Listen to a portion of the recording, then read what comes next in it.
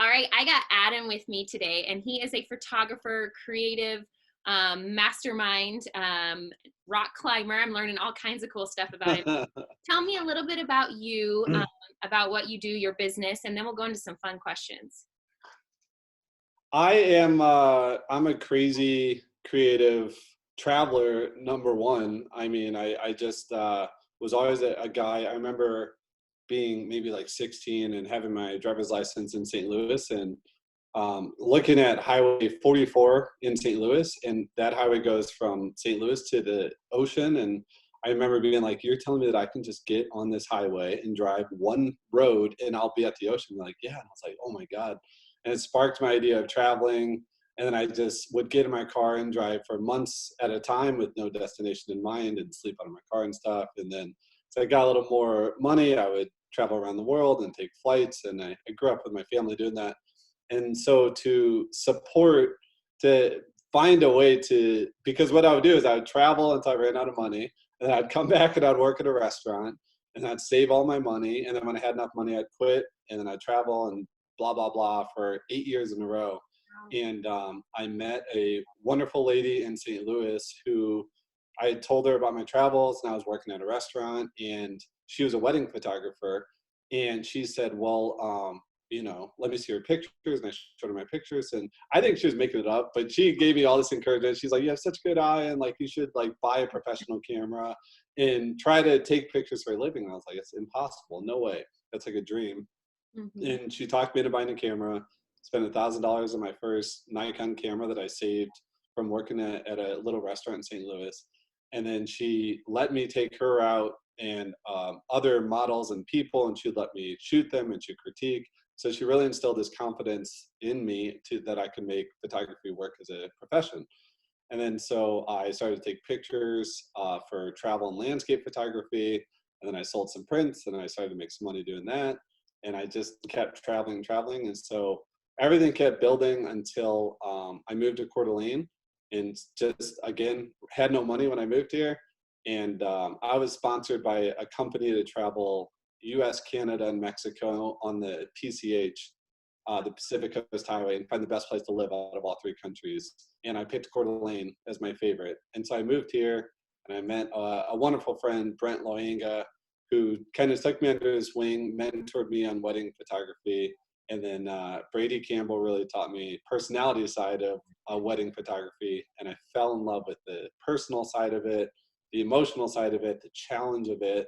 And I love the seasonality of it also. I love that I can work May till September and make all my money for the year, and then I can still be a travel bum the rest of the year and still do what I love to do. So Oh, that's amazing.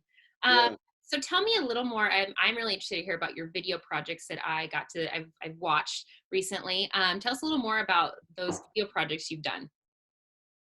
Yeah, so which one are we talking? Are we talking the Hello from a Stranger? The Mhm. Yeah, I'm really goofy too. I'm very creative, but it just goes to photography. So I've never started kind of video, and I want to do that, but I obsess so much over one thing that I know that as soon as I start learning video, I'll stop doing as much photography. And so Hello from a Stranger is really an idea that I came up with when I was going through a real hard time when I had first moved to Coeur d'Alene. I had broken up with the girl that I cared about a lot.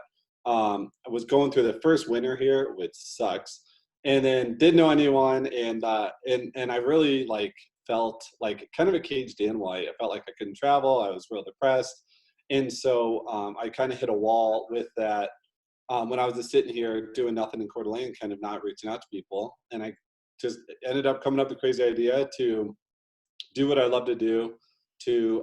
I saved up money that I had made working at 315, a local restaurant here in Coeur d'Alene, For my favorite. and it's my favorite too. I love Chris, the whole family there. They were like my Coeur d'Alene family when I moved here. So the money I saved up there, I used to buy a plane ticket to go to Europe. I reached out to Eurail, who owns all the trains or runs all the trains in Europe. And I didn't have much of a portfolio at this time. I didn't have much of anything. And I'm crazy enough to always ask. And then I'm okay if people say no, I don't mind rejection. And I asked them to sponsor me for it because I didn't have enough money to do it. And they said yes. And so I was blown away. They sponsored me to ride trains. Was my idea to ride trains through every country that I could in Europe. So I love train travel. I love this idea that you're stuck in one place with a bunch of people. It's very conversational, different than an airplane. You know, a train, you have tables and restaurant carts and stuff.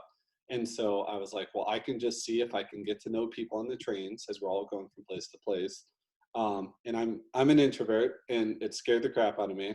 And everyone's gonna eye roll when I say I'm an introvert, but people that truly know me know that I really am. And it's very, again, I love challenge, so I don't mind leaving my comfort zone to try to talk or socialize with people, which is part of being an introvert that I leave my comfort zone with. And so then it was to go to as many countries as I could in Europe. And then it turned into just getting out at random places and taking pictures of people. And then it turned into, well, what if I asked each person for their picture? And then I turned into a conversation with each person that I met and photographed. And then these conversations were so intimate and personal and beautiful that it was like, okay, forget everything. The picture's the icebreaker into this conversation. And then I saw that I felt less and less alone or isolated in the world through each person that I met along the way. And I saw that I was making a difference and just showing people that I saw them and I wanted to get to know them. And it was so simple for me because I just said hello and the conversations just kind of ran themselves. And so it went with that. And now it's been, I think it's been 20 countries or 21 countries, I think 20. And, Wow. yeah, over 1,000 portraits and strangers and conversations. And now it's sponsored by Nikon to go to the Middle East this next year. It was supposed to be last year, but that got complicated with Iran and all this stuff. This is before COVID. And then now it's very complicated because of the COVID. And a project that is dedicated to going up to strangers and getting close to them, it's not the best time for that. So That's just one day at a time. awesome. That's amazing. So with Thank that, you. how has COVID affected you and your business? Well, with that idea, with the Hello from a Stranger, In general, with just weddings. overall and what you do. Yeah, how has it affected your life? Yeah, I've been, with that project, it was difficult because I was actually in Jamaica and in the Caribbean for 5 weeks. And I didn't come back. And when I do these projects, I'm usually like very, very disconnected. I never have a phone on me and I have limited email or internet or stuff. So I like to be very present with the people that I'm talking to and meeting and stuff like that. And so I had no idea, honestly, that any of this is going on until I flew back and I had a layover in Chicago. And then I saw all these people wearing masks and I was like, that's so weird. And then I went to the bar to get a beer and I'm watching the TV and I'm hearing all the stuff of COVID. And it felt like a movie moment that I'd been living under this rock. And then I was like, what? And so I didn't think much of it. I thought, well, I just coming back from a big project and I need some time to rest anyway. But then it just really hit me like, I can't do this project. And the 5 weeks in Jamaica was all part of this project.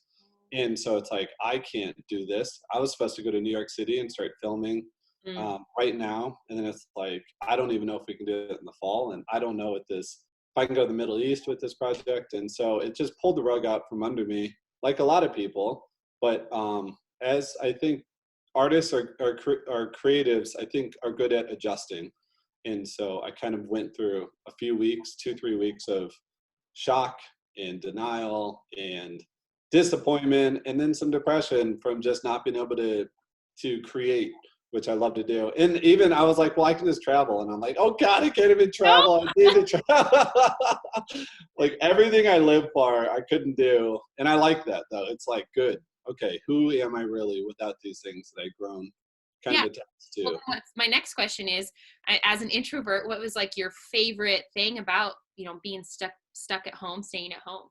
I really do love this. Like I'm a homebody. I love simplicity. I don't know if I love boredom, but I love what comes from boredom. I don't have a TV. And I don't say that in a cool way. I like to allow myself to be bored because when I get bored, I don't have stimulus and I start to just think of crazy ideas and little thoughts and I'm actually able to like stick with them. And so I'm like, what could I make of myself during this? And so I've been learning gardening. I just made, I've been Awesome. making candles. I've been making lamp burners. I've been doing woodworking, everything outside of that I've always just been too busy to do. I've been learning cooking, culinary, everything that I've been too busy to do. Now it's like you're not too busy and you truly have nowhere else to be and just settle and make the most of it. So it's been really nice, really nice. And Yeah, I well, what mean, do you miss the most from everything though? So being at home, uh, what is one thing that you really miss? I'm a hugger. I am so close to people. I'm obnoxiously close to people. Everyone that knows me knows that like I hug everybody. I don't really have any kind of social filter as far as getting close to people. So I really miss just family, friends. I miss having to think about the way that I interact with people. Because again, 2+ years, almost 3 years into this project, I've grown so comfortable with just being truly myself that I'm okay with hugging people or getting close to people or asking personal questions. And now it seems like, well, now and I did this, the quarantine diary is another project. So I've been living in a mask and I've been kind of just behind, and it just feels like it took a little bit away from, and I really have grown to depend on the community and the people that I need in my life. Which is hard for me to admit sometimes because I like to be very independent. But I realized through this how much I need people and to be close to people. And I started a thing here called Monday Night Dinners a couple years ago where I just walk up to people in Coeur d'Alene and Spokane.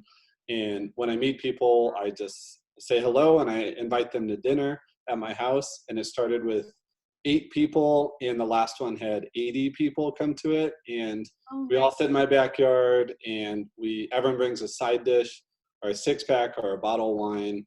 And it's no technology, no Love politics, that. no business. We all just are there just to get to know each other, and it's every age possible.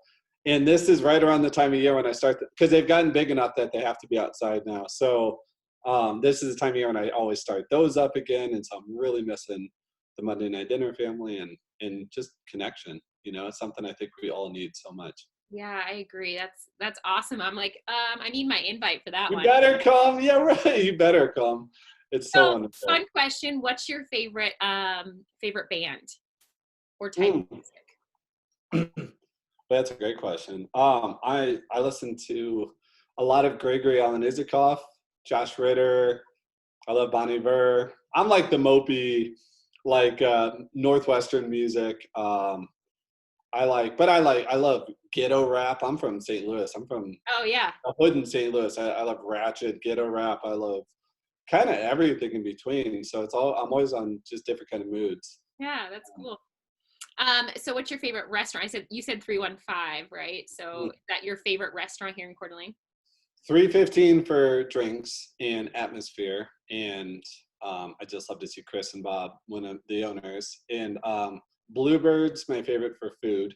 Yes, Um, good. all my favorites. And Bluebird for drinks. I always sit in the wooden Me corner too. section. Yeah, it's my favorite. Don't take my spot. I was like, no, that's my spot. Wait, it's the number and we can all share it now. Exactly. Um, and then obviously Syringa for sushi. I love sushi and just trying all these little new places. I love Stella's on the Hill, Elk Point. If you've ever been up there Yeah. for happy hour, really beautiful drinks and just I think the best view in Coeur Oh, d'Alene. sure. Yeah. Um, What about you?